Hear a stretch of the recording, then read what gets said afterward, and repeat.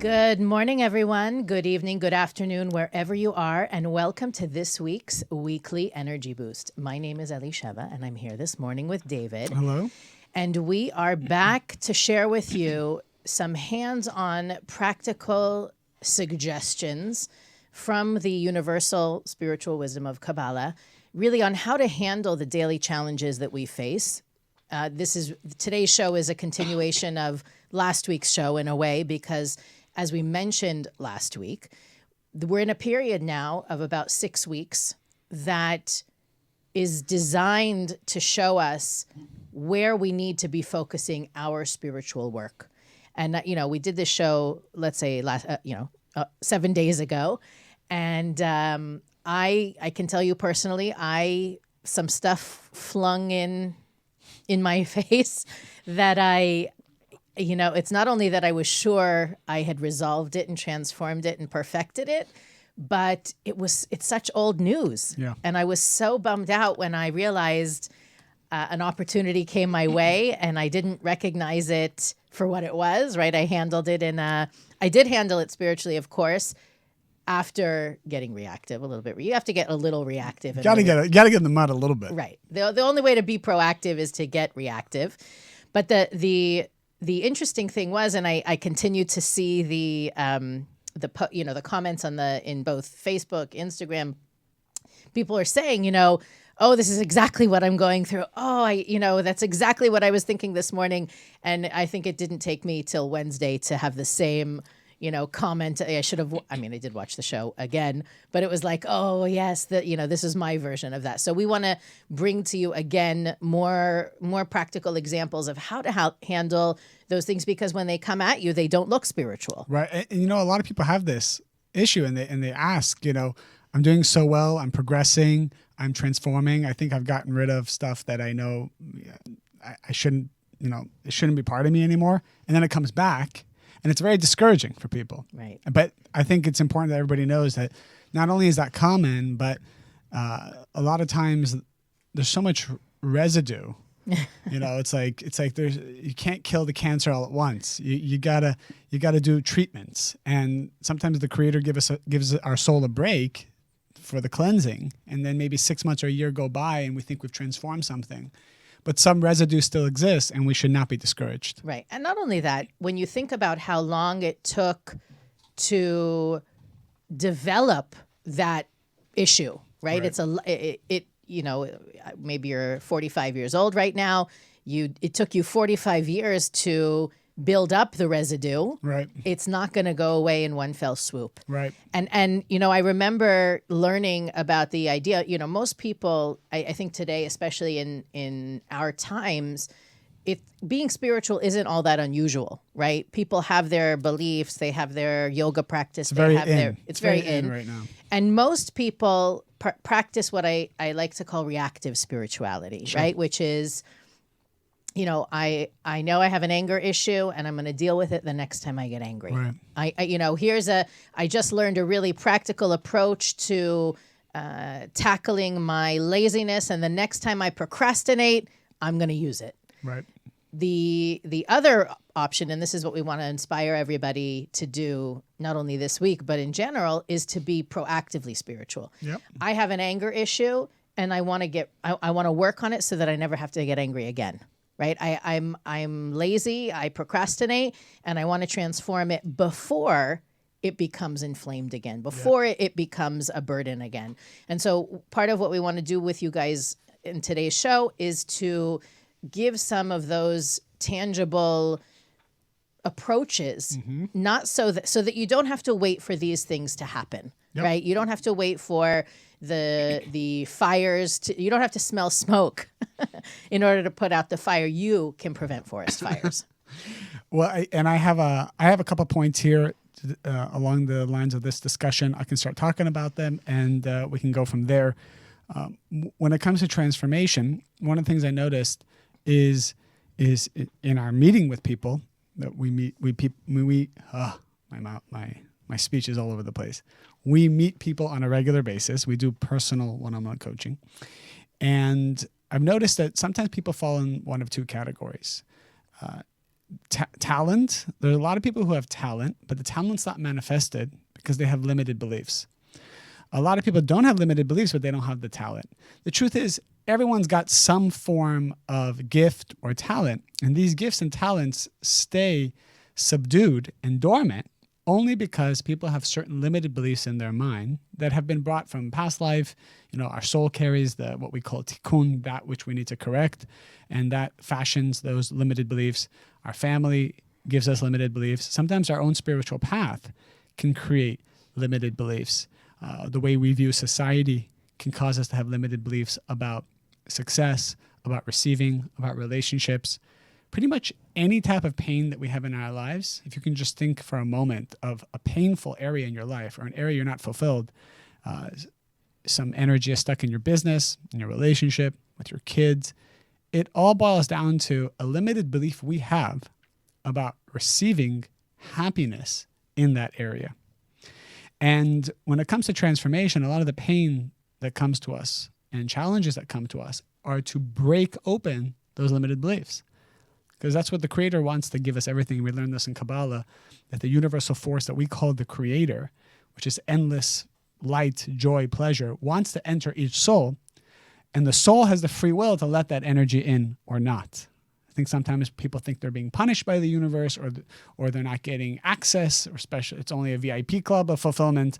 The truth is, the Creator wants every soul to have unlimited pleasure, but we have the free will to decide whether we're going to let that pleasure in or not, and what's keeping that pleasure out are our limited beliefs. Right. If you know someone who's struggling now with any sort of struggle, any sort of pain, any sort of challenge, if I were you, I would share the show with them, send them the link, tag them in the comments. I know that for me, sometimes it's easier to hear the message from someone who's not in your face all the time. We're not in your face all the time, so we can be a gentle messenger for you guys.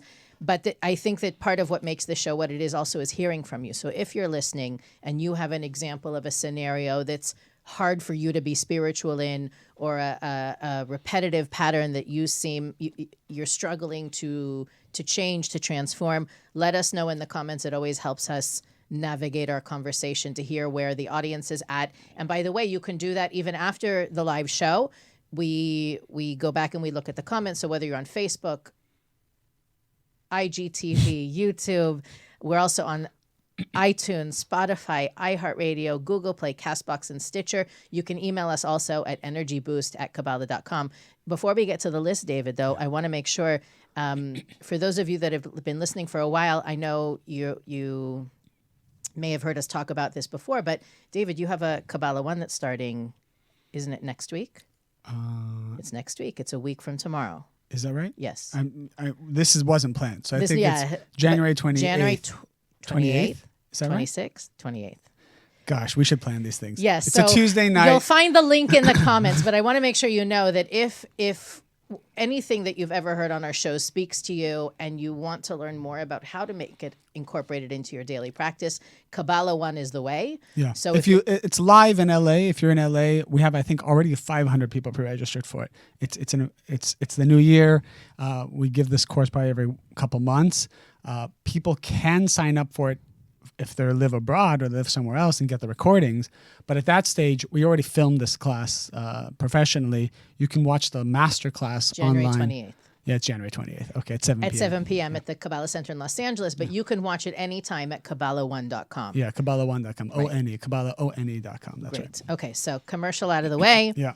You want to start? You want me to start? I have a long list. Of All right, so options. I'll finish what I was saying about limited. No, it's good. I thought you were finished. About limited beliefs. No, we talked about that the pain that we're going through in life is just to open us up about our limited beliefs. I was talking to somebody recently, and it's an area that he feels stuck in, and I told him, if you want to get unstuck, let's make a list of your limited beliefs. Let's just start writing those things down. And I know what really helps me about limited beliefs and the way I can identify my own limited beliefs. I have a list of things we can do here that will, number one, help us identify what's limiting us, and number two, receive the strength and the energy to transform them.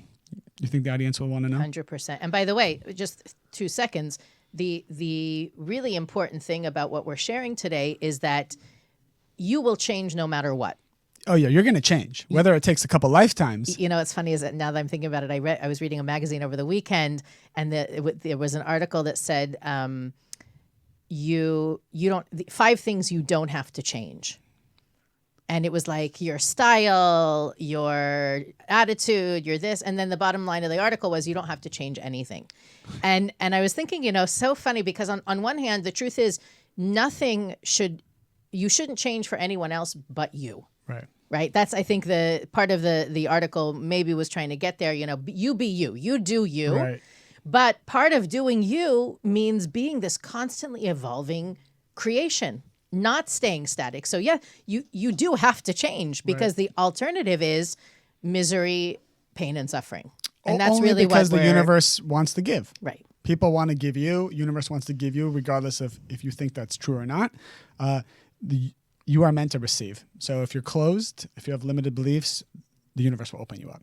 All right. So I have really practical advice. It's not even so much Kabbalistic or spiritual advice, but this is what I do, and this is advice I've given to other people that has worked. Number one, who do you spend your time with? So the people you spend your time with, the people that you interact with, the people that you learn from or study from, this is what's called your surrounding light. In Kabbalah, we call this the light that surrounds you, the energy that surrounds you. And we all know that we're very much affected by the people who surround us. We're the product of the people that we speak to the most, that we hang out with, that we eat with. Rav Ashlag says that man to his environment is clay in the potter's hands. Beautiful, beautiful.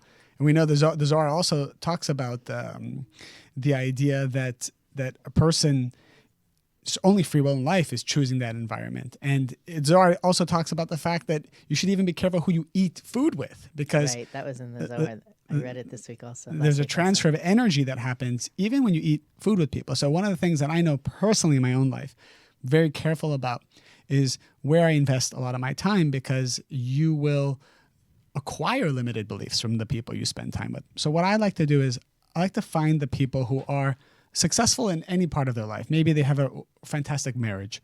Maybe they're great fathers or great mothers. Like, I'm just going to throw out a compliment. I think Elisheva is a great mother. I rarely compliment Elisheva on the show, but I think it's overdue. I think she's a great mother. She has like 26 kids, and she's raised the way I ask her all the time in our car ride, how do you do this? How do you do that? What's your way of dealing with your youngest, with your oldest? So I like to ask questions to very successful people in their area. And the other thing that you need to know is you should ask these questions. You spend time with these successful people. You should learn from them, but also realize that they may have negativity and they may have things in their life that they don't do well. And what you got to do is, this is a Kabbalistic concept, you have to take the fruit and throw out the peel. So a lot of times we lump people together and say, well, I don't want to learn from them because, they have this belief system about politics, and I disagree with it. Well, okay, you may disagree with it, but you know what? Don't learn politics from them then. Yeah, don't learn. So discard that peel and go for the fruit of what they are very good at. And the reason why this is really powerful to live this way is you'll remove hatred from your heart, number one. You'll focus on the good everyone has, number two. And number three, you'll start to download that good from them. We get so bogged down with people's negativity and what's wrong about them and what they did wrong and this and their belief systems. Who cares? If you want to move forward in life, learn how to connect to people's good qualities and discard, and just ignore and discard their negative ones. Because also what's powerful, and we learned this in Kabbalah, the more you focus on someone's good qualities, you actually activate their soul and you activate that good inside them, and it overcomes their bad. So you may actually be helping someone transform simply by connecting to their good qualities and not letting their negative qualities take you down. And it's all consciousness, right? So that was the first suggestion I had for finding your limited beliefs and removing them. So one of the things I like to do is I have many communities. I have a Kabbalah community. I have different types of friendship, different types of circles. And each circle I connect with, I get inspired according to the talents of that circle. And another thing I love to do is I love to watch documentaries about people who have succeeded. I think last night we started watching what's his name? Oh my God. Bill Gates, Bill Gates documentary about how he does his day and how he lives his life. And I felt like I downloaded a little bit of his essence. And what I learned from that show that I saw last night, I'll share one thing, is I learned that very talented and creative people, one of the ways that they're successful is they're not just busy all day long. They take time to be creative. They take time to let their mind think and to think big. And I see a lot of times we work these jobs throughout the day where we're just so busy with our to-do list. We don't take an hour or 2 hours a day. That's what it is, an hour or 2 hours a day.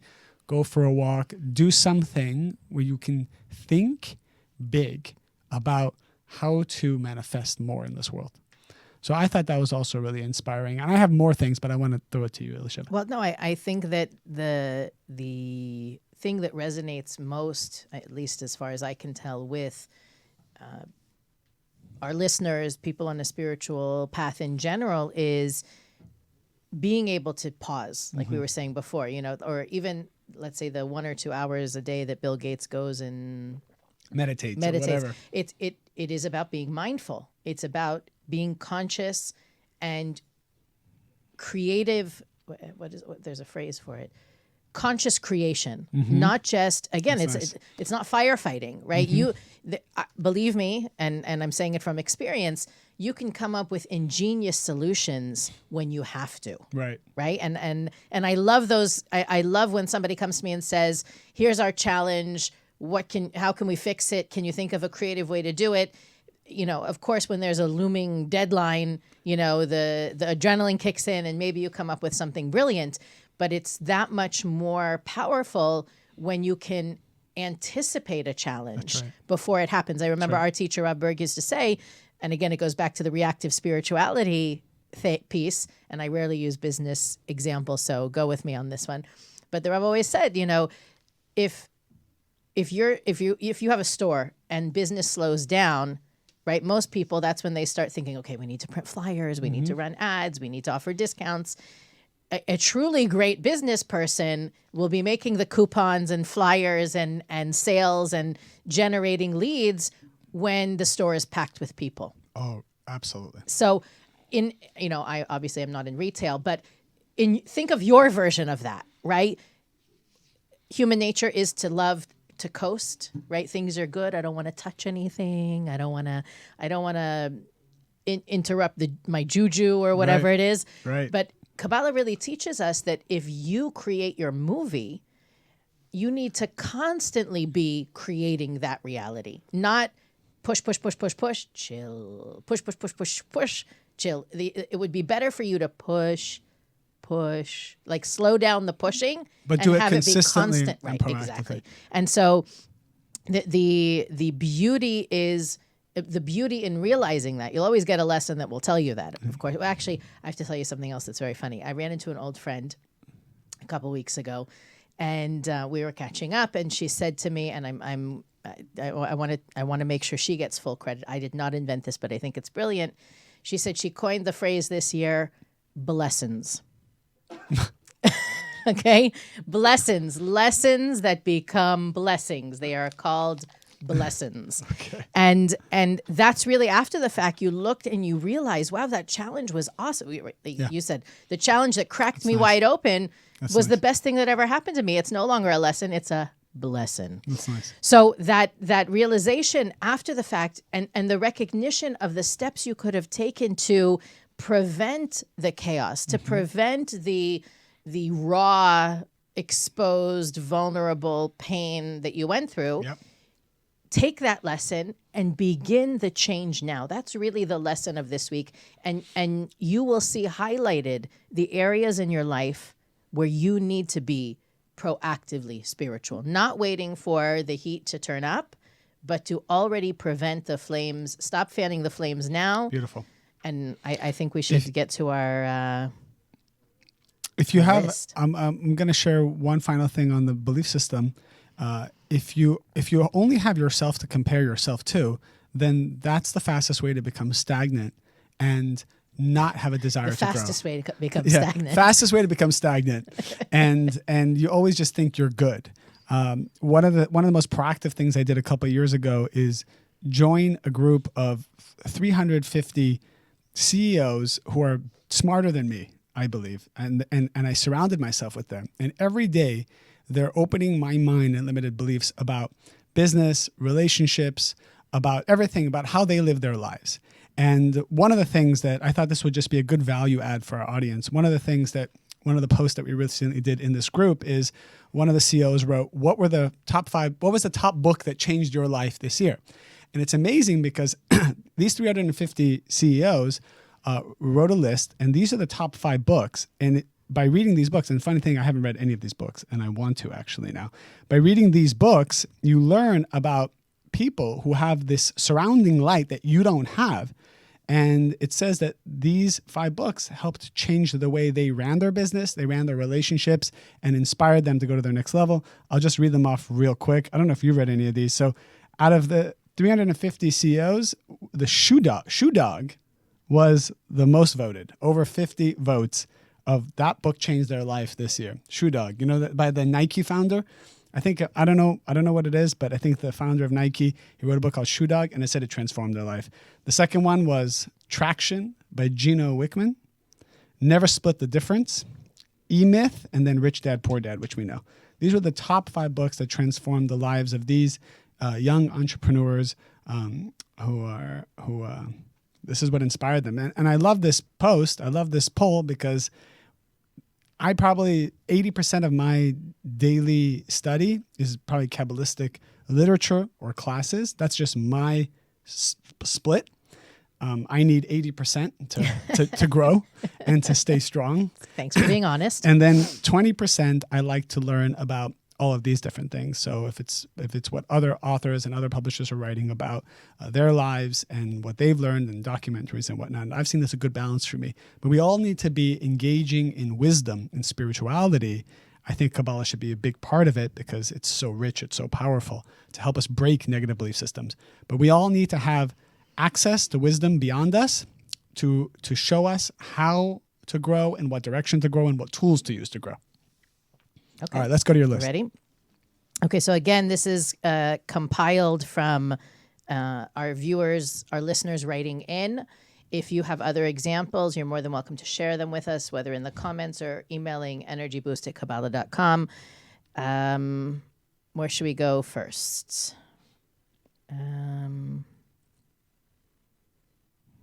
Your heart tells you one thing, but your head tells you another. Your heart tells you one thing, but your head tells you another. Right. All right. I need more explanation. It's not a. I don't have the biography behind the author. Are you saying what to do in a situation what like do you this? do? Like you want to do something, but your logic, your rationale, your I don't want to say narrow-mindedness because maybe it comes from experience, maybe it comes from reading somebody's book. Yeah. Yeah. What do you do when you're torn? Okay. Everyone in our audience should think right now, just because it's going to be more powerful for you, an area in your life that you're torn. Area in your life where you think in one way, but you feel something another. else. Right. This ambiguity inside yourself. All right. So when I'm in a situation like that, and as we've learned it in our spiritual path, the secret is you cannot take action yet. What I like to do is I kind of pause and I engage in, for me, it's a sign that I'm not clear about what I want. So what I do is I start asking myself, and I start asking the creator or the universe, well, what do I really want? Why am I confused? I'm confused because my desire is also split.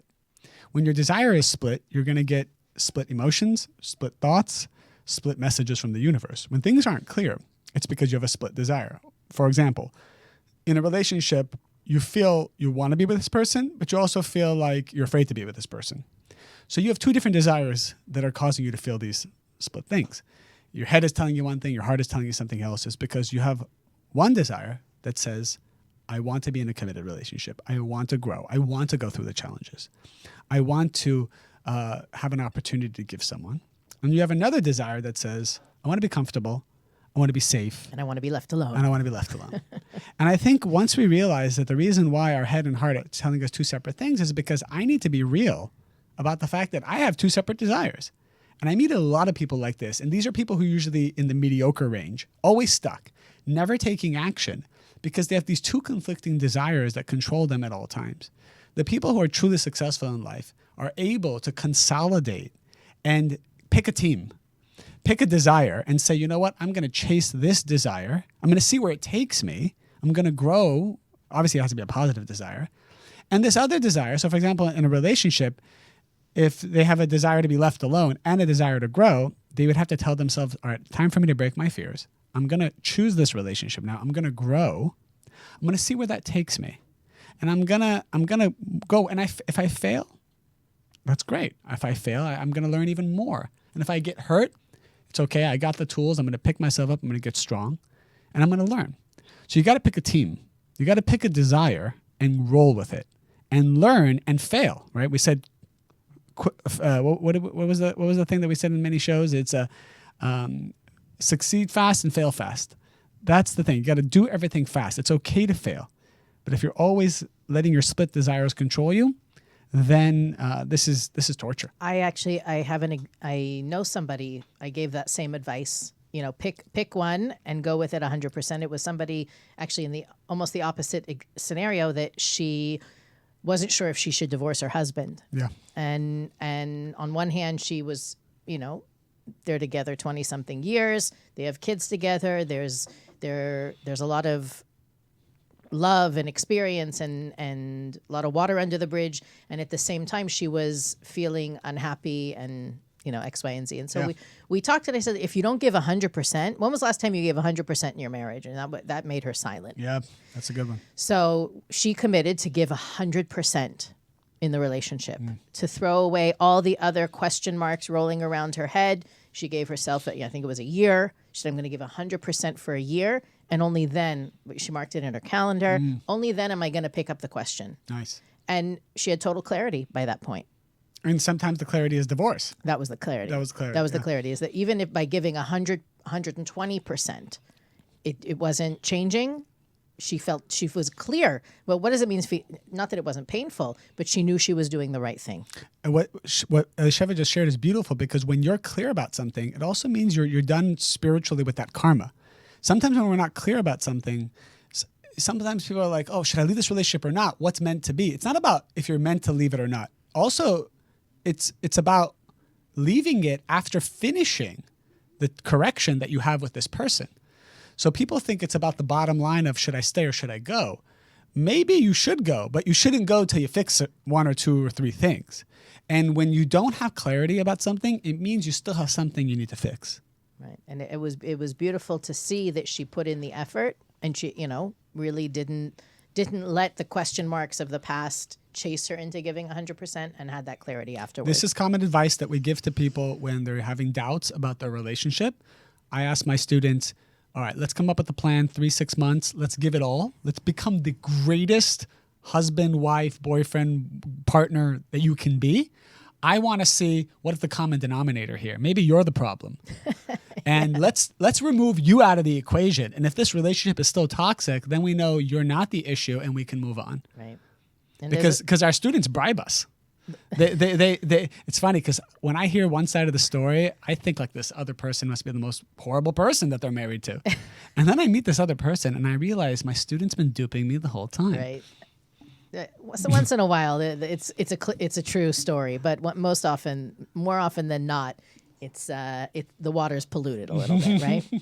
Okay, so let's take it out of the relationship zone and bring it to work. And by the way, you could take everything we just said and make it about your coworkers, your employees, your boss, right? If you're not going to give 100% at work, you're not going to be clear if you should stay or you should go either, yes. Right?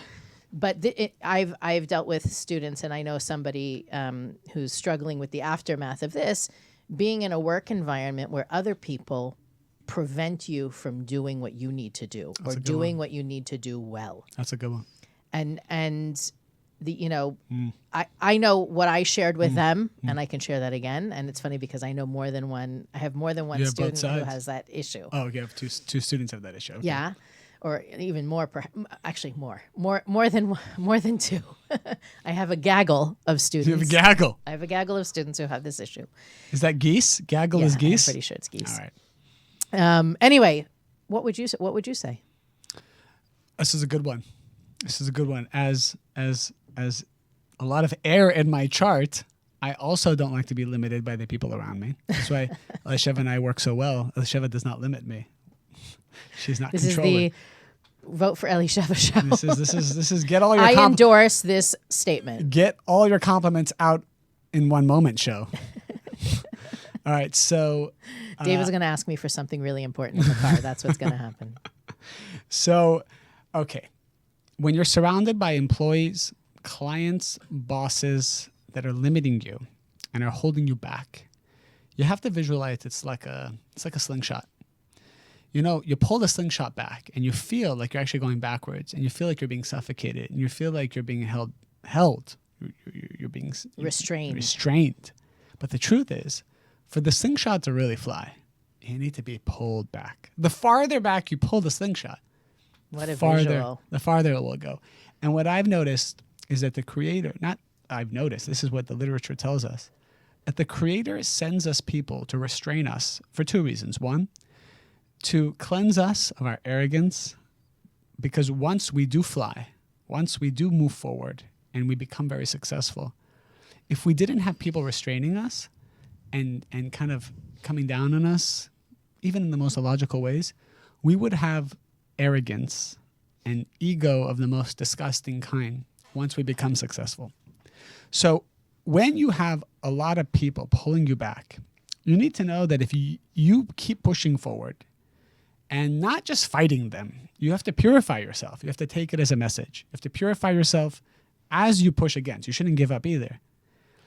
And through prayer, we talk about Kabbalah, prayer means asking the Creator, show me what I need to change, show me my limited beliefs, give me the strength to transform them, take full responsibility. Through prayer, through transformation, through learning, through study, all the things that we learn in Kabbalah, you will eventually break open. And those very people who are holding you back will be the people who are pushing you forward and applauding you. So it's not a bad thing. I think we get reactive to it and then we run out of it. We run out of the relationship. We just fall out of the slingshot. So we never actually get to go through the full circle of flying forward and releasing ourselves into success. You know, I think it's I don't know, proven, or I don't know what you call it. It's a thing out there, what's called the hero's journey, right? That there has to be that there has to be the struggle in order to rise to greatness, yes. Right? And there's got to be I like that, the hero's journey. I forget what it's called, but it's like the people that bring you down, the people that get in the way, they have to be there, not because you have a service to provide to the clients, not because you have a bottom line that you've got a report you've got to submit, or a product you've got to produce, but because you personally have to grow from it. And it won't go away until you grow. And it's like as many times as I've said that on the show to people that I care about, to my students in classes, it is one of the lessons that is, it's nearly impossible to master, because every time you master it, you're going to be given you're going to level up. It's very important for all of us to know that we all desire success, and we want to have these people around us who it seems like they're blocking us and holding us back. It's very important for the longevity and health of your success. It may seem frustrating now, but these are the people who are going to ensure that when you do get to the top, you don't fall off the cliff. We have counseled many people who have maybe rose to fame or financial success. And I have seen when people get too high up, too fast, without the slingshot restraining them in the beginning, they have a big fall later. So it's very important to build a foundation for every type of fulfillment that we're going to be receiving. And it's going to feel illogical. All these people holding you back, saying negative things, putting you down, rejection. Maybe they're even speaking bad about you.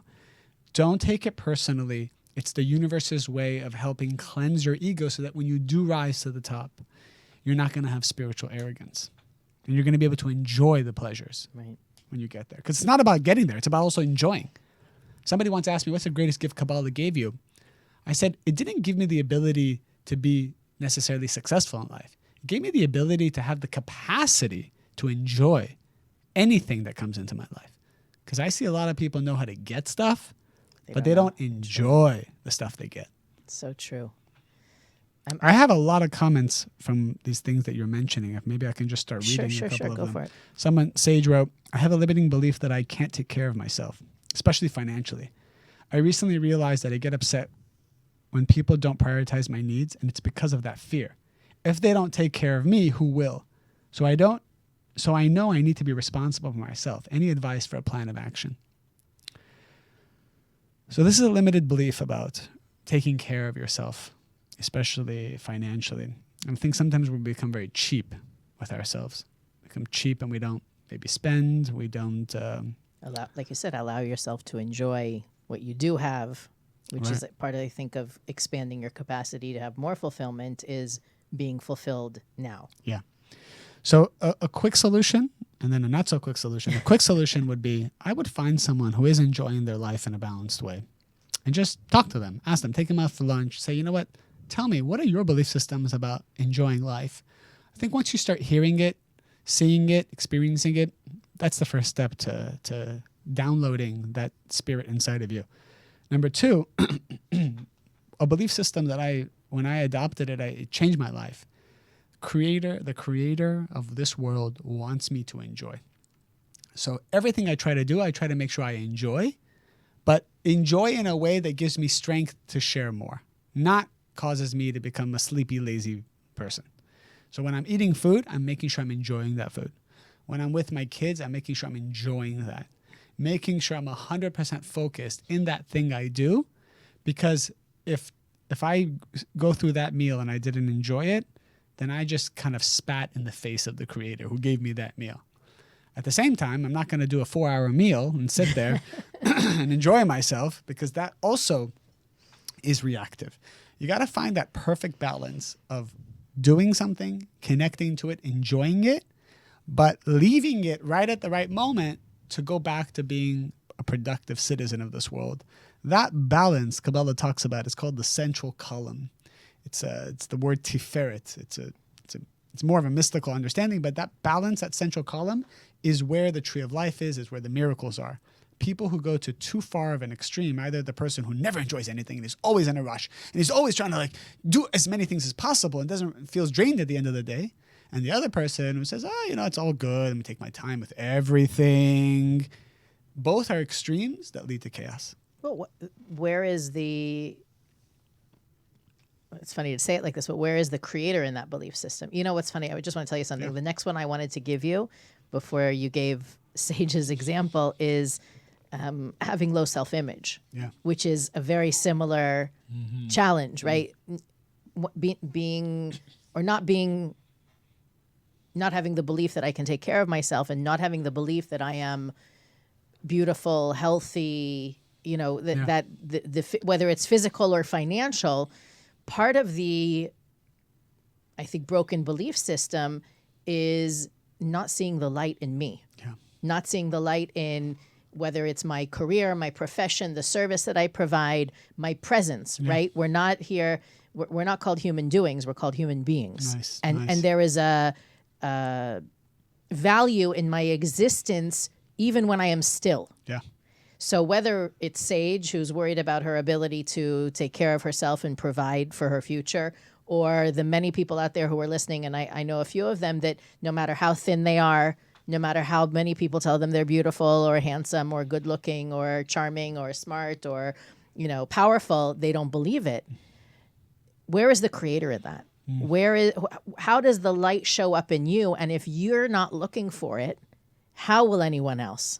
Right. So when we've talked in the past about, let's say in a work situation, if you don't recognize your value, how will anybody else in the office? How will your boss, etc.? But that applies to every arena of life. Yeah. That, there's nothing sexy about somebody who doesn't think they're attractive. How do we expect people to love us if we don't feel the same way about ourselves? It's an unrealistic expectation. So this is my question. How can you proactively begin loving yourself more?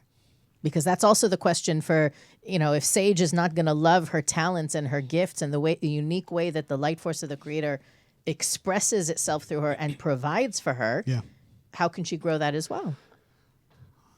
the one thing that comes to mind is, we all have this out of sight, out of mind mentality, and simply making a list and going over that list and telling yourself about these positive qualities you have and the way you give back and the things that are really good about you and reinforcing that in yourself, I think is very good, because we have these, we have these two frequencies that are constantly hitting us. It's the positive thoughts and the negative thoughts.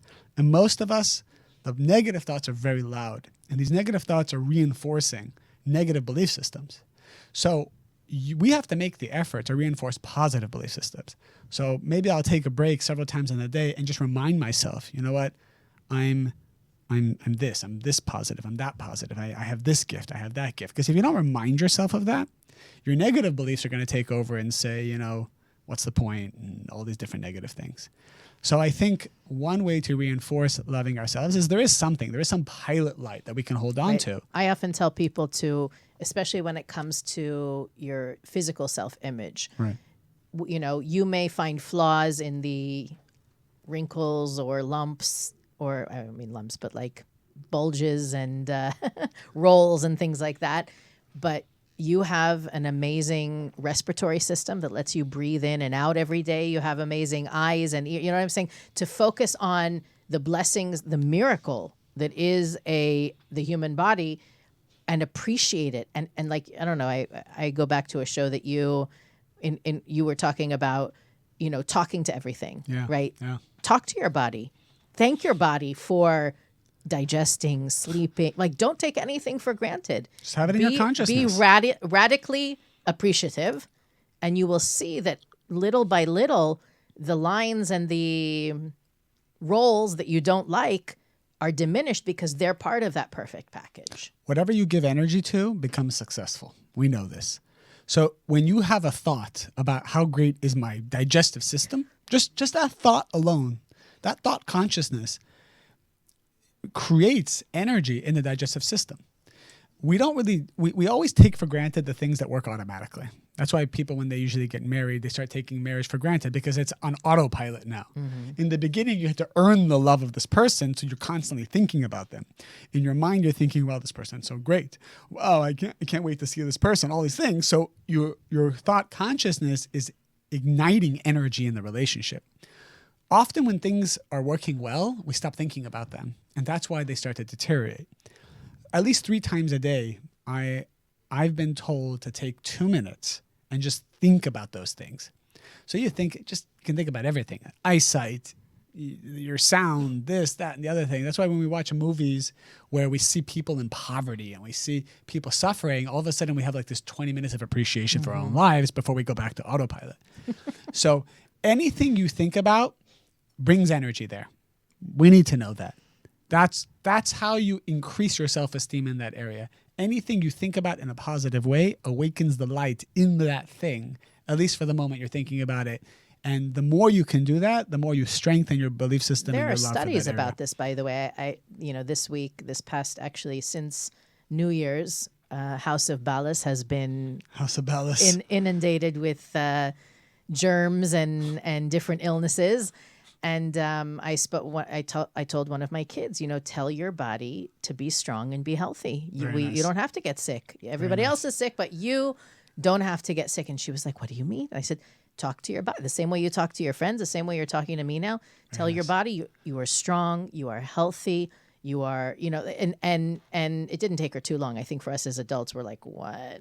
But there are actually studies that have been done that I have identified the response that cells have to being told what to do. That's great. And so imagine that if a tiny cell, can have that impact, how much more powerful the whole brain, the belly, the heart, talk to the chair, talk to the car, talk to the meal. Actually, I also read about that if you talk to your food, you can change it as well. So anyway. We know this in Kabbalah.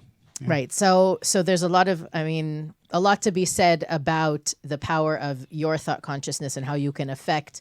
One of the other questions I got here, maybe we'll have to carry the list over to next week. But, what do you do when 2 people that you love hate each other? It's funny. That's the one I was just about to. Good. So my comment, I'm going to tie it together. how much time do we have? 5 minutes, 4 Okay, minutes. let's do this quick. Knowing the right way to behave, but I consistently say things that cause a disconnect from my lady love. This must be deep-rooted self-sabotage, frustrating for both of us. So Lou wrote this comment. And one of the reasons why we sometimes say things hurtful to the other person is because we're being passive-aggressive and we're kind of upset with them about something, but we've shoved it somewhere and we haven't acknowledged it. We haven't brought it up to the surface. This is why I think proactive communication and proactive therapy is very positive for people, because people, for the sake of the marriage functioning or the relationship functioning, people shove stuff places. Well, but it goes back to what you said at the beginning of the show about belief systems. You have to be able to plug into yourself, take an honest look and monitor your thoughts and see how maybe there's something in there that says, I don't deserve a loving relationship. I don't deserve to be happy. I don't deserve. So that's the second thing. So a lot of times I know people who, as soon as the relationship gets good, they do something to sabotage it because they have intimacy issues, because they don't want too much expectation on them. They don't want to actually enjoy being with this person because they might lose this person and then there's pain. There's a lot of different limited beliefs around getting close to someone and having intimacy. That is the deeper root of why people treat their partners poorly. That's the deep root level, those limited beliefs. One of the things that can help mitigate that is, I'm throwing something else out there, which is sometimes we're upset with a partner and we're not talking about it. And I think proactive therapy is great in this regard, where you start talking about stuff instead of waiting for it to become a cancer and then dealing with it when it's already too late. Talk about the stuff that's bothering you, even if you don't think it's bothering you yet. And then you'll see that a lot of the passive-aggressive comments that we make to our partner start to go away. Okay, how does that connect to the example I gave you? Which is? Two people that you love hate each other. Two people that you love hate each other. It's like a family dynamic, I'm guessing. Okay, they're hating each other and can't stand to be in the room with one another. Probably make snide comments about one another to the mutually loved person. And how well, that's when my Aquarius kicks in and I don't get involved. I just stay. I'm not asking you to get involved, David. No, I'm saying if that was happening to me, I two people were fighting, I say, you know what? I would just try to make sure that I have a good relationship with both sides, and I would try to have my positive belief systems about each one of them. I know that's what I was going to say is that I think that the key in any dynamic, you don't even have to love the person. If you have someone in your ear, and by the way, this goes even to the example I shared with you about my students that have issues at work. Mm-hmm. They've got someone in their ear talking about how terrible the boss is or the other or the manager is. You will be affected by it if you're not consciously making an effort to not be affected by it. So I think it's part of it is also protecting your heart and making sure that you're not only sending out love vibes to them, you're guarding yourself, creating some sort of protective shield so that you're not affected by their comments, aggression toward one another, hurt, etc. Beautiful. Let's wrap this up. I think we give so much content to our listeners, they might be exploding right now. Yeah. So first of all, thank you for joining us. Thanks for sitting with us through the show. And I'm sure if you just caught even a couple minutes and found something powerful, hopefully it made the difference and you can share that wisdom forward. We're going to be sharing more practical examples of what do you do in this scenario? What do you do in that scenario? Our listeners really seem to enjoy that.